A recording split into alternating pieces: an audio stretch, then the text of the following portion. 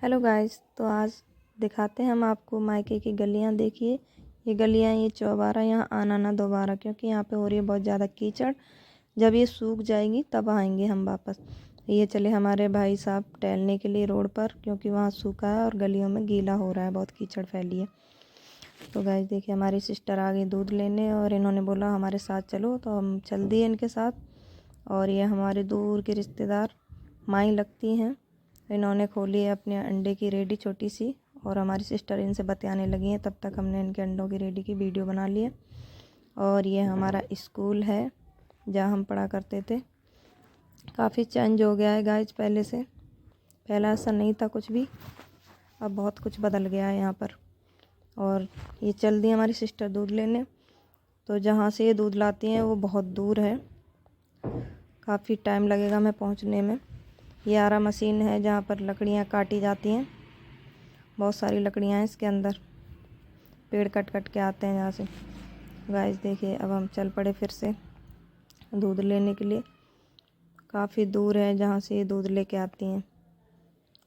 और यहाँ भी देखिए इस गली में भी कीचड़ हो रखी है, तो इन्होंने कहा, और टाइम से पहले ही पहुँच गए थे हम लोग दूध लेने, तो इन्होंने कहा चलो थोड़ा टाइम बिता के आते हैं।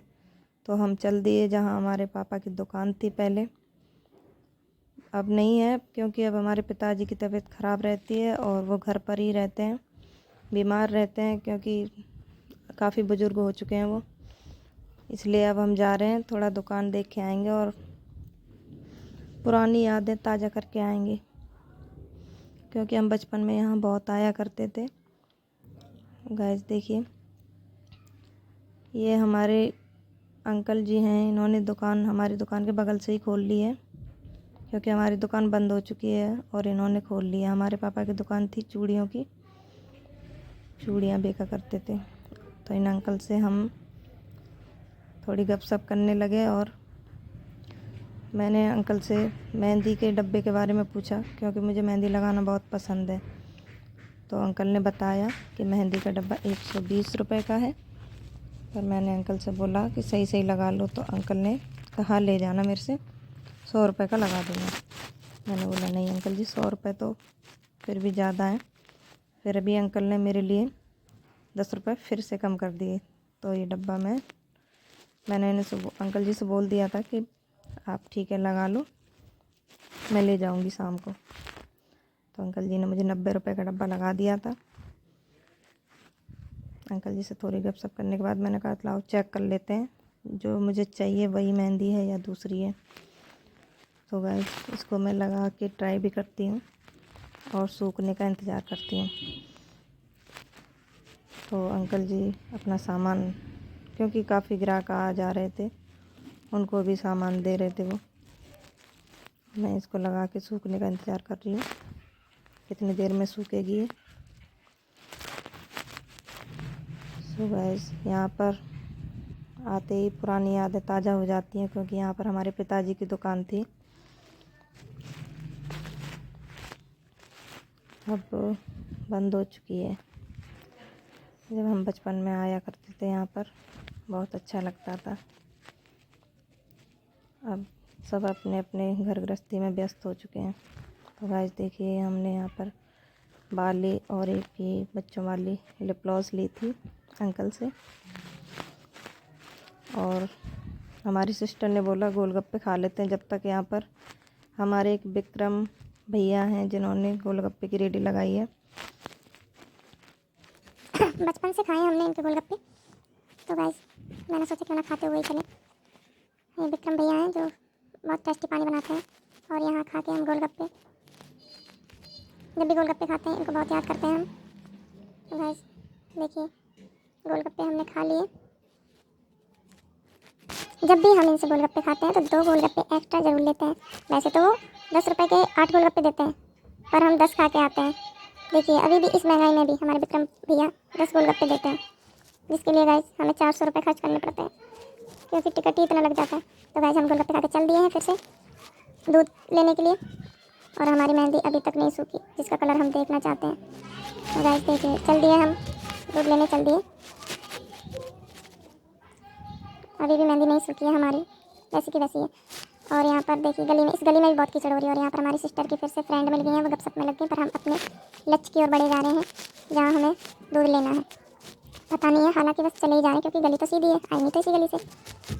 तो गाइस वो भी आने लगी हैं थोड़ी सी गपशप करने के बाद, और हम चले जा रहे हैं अपने लक्ष्य की ओर। देखिए गाइस हम आ गए आंटी जी के घर। सॉरी, घर नहीं है, ये तबेला है। आंटी जी का घर दूसरी साइड में है, ये तबेला है। तबेले में भैंस है, देखिए काली काली भैंस, ये भैंस, और एक इसका बच्चा भी है।